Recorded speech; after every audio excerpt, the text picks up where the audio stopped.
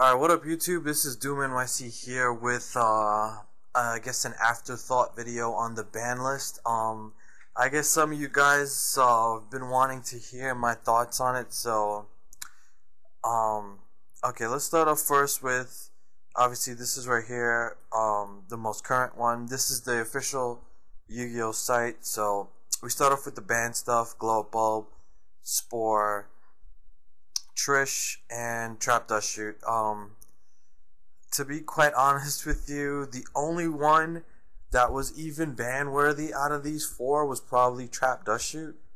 Granted, Trishula is the best synchro in the game, but I mean, to be quite honest with you, Dandelion would have been much better off. You know, it would have hurt the engine a little bit. I mean, my whole thing is I like Glow Up Bulb. You know, I like splashing this in other decks besides plants. Like, I haven't really played plants since Rescue Cat got banned, because I used to play a Rescue Cat plant build with Titanium. It was pretty awesome. But you know, this stuff right here, I really don't see why. I mean, I know why they banned it. They didn't ban it because plants were broken or anything like that. Granted, plants were a good deck, but they did it for money, basically. It was all a monetary thing with them. They basically want you to buy their new stuff, and they're forcing you now by taking away Glow Bulb and Spore, the best, you know, tuners right now, I guess, to buy their, you know, their new stuff and play Xyz monsters.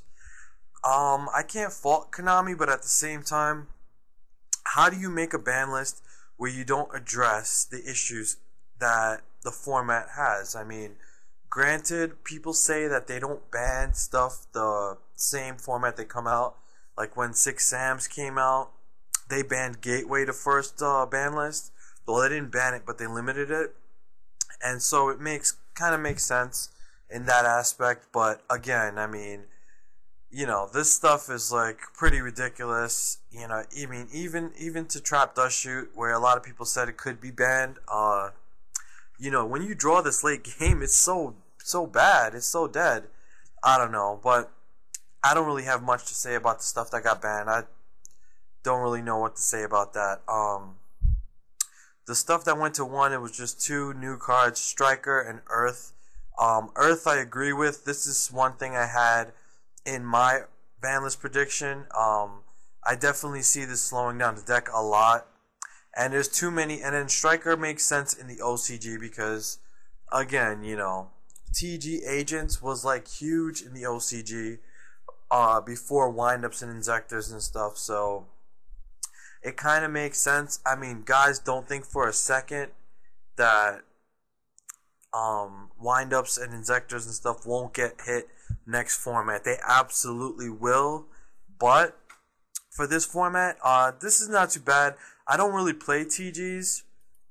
I feel actually kind of bad because the deck that won YCS Atlanta was a TG stun deck, and you know, now anyone who wants to net deck that can't, which is probably a good thing. But I mean, yeah, you know, Striker at 1, Tengu at 2. Well, we get to that in a sec. So these two cards, it's not so bad.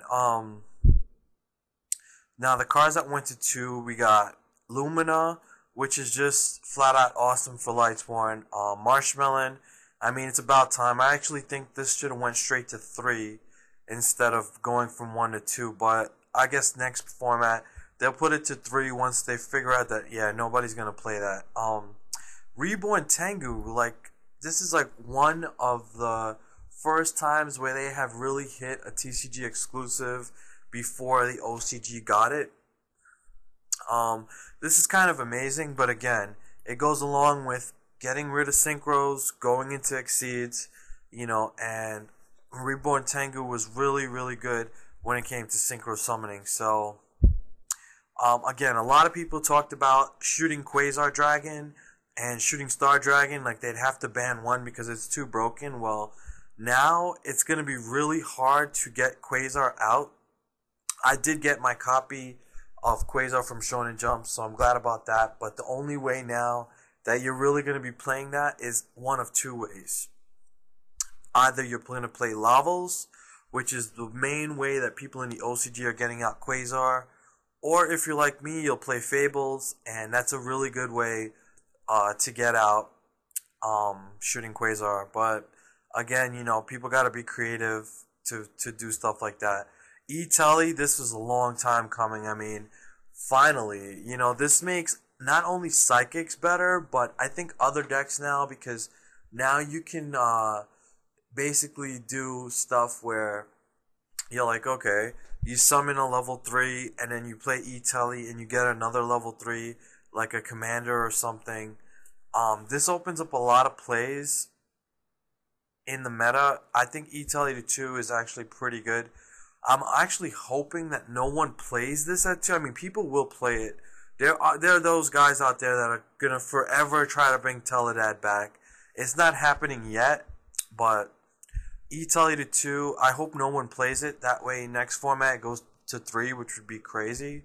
Limit Area B, no one's going to play this. This is the same thing. Like, I'm surprised it went to 2 instead of 3. I mean, nobody's playing this because people didn't play Gravity Bind at 3. They're not going to play Limit Area B.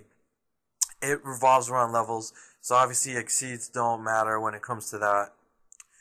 She and Smoke Signal, I was like, wow. When this was proven to be true, I was like, oh my god. Sams were already pretty good. I mean, I don't like playing against them just because there's a lot of times where they draw dead hands, they draw bad, but the times that they draw good, where they draw one, if they draw Gateway, that's automatically a good hand. And then if you get Kageki and Kagemusha, you're able to put, Shien on the field first turn. With Elder and Kagemusha, you can put Beast on the field first turn. And now with Smoke Signal at 2, that just made them a hell of a lot better. So that's like huge for them. Torrential to 2, this is probably the most surprising, being that Torrential was a pretty good staple in the TCG at least. I think this is more reflective of the OCG, with people not putting this in their decks as much. So definitely a lot of decks now are going to be playing double Torrential. I can definitely see myself putting double Torrential in a lot of decks. That's just going to be pretty awesome. Ultimate Offering to 2. I don't really know. I mean, like I said before, the OCG was trying it in windups.